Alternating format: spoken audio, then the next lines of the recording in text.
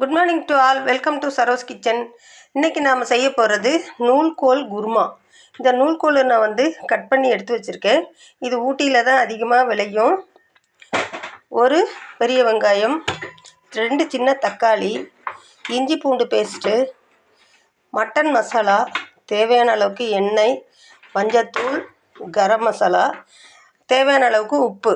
Whole கரம் மசாலாவை இப்போ சேர்த்துக்கலாம். பிரியாணிக்கு நம்ம என்னெல்லாம் சேர்ப்போமோ அதே மாதிரி தான் இது. இப்போ பட்டை, சோம்பு, கிராம்பு எல்லாமே இதில் நம்ம சேர்த்தாச்சு, ஏலக்காய்.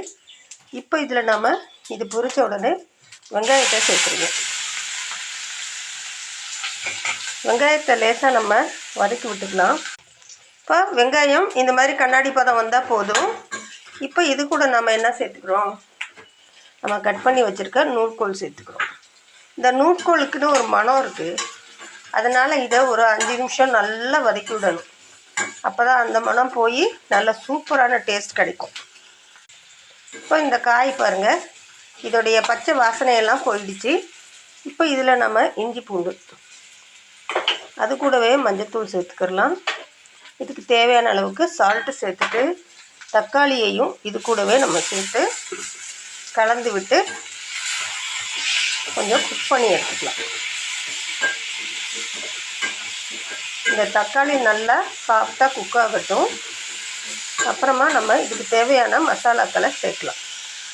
இப்போ தக்காளி ஓரளவுக்கு குக் ஆகிடுச்சு. இதில் நம்ம எடுத்து வச்சுருக்க மட்டன் மசாலாவை சேர்த்துக்கலாம்.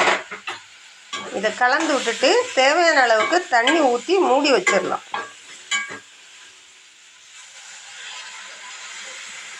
உங்களுக்கு எவ்வளோ குருமா தேவையோ அவ்வளோ தண்ணி சேர்த்துக்கோங்க.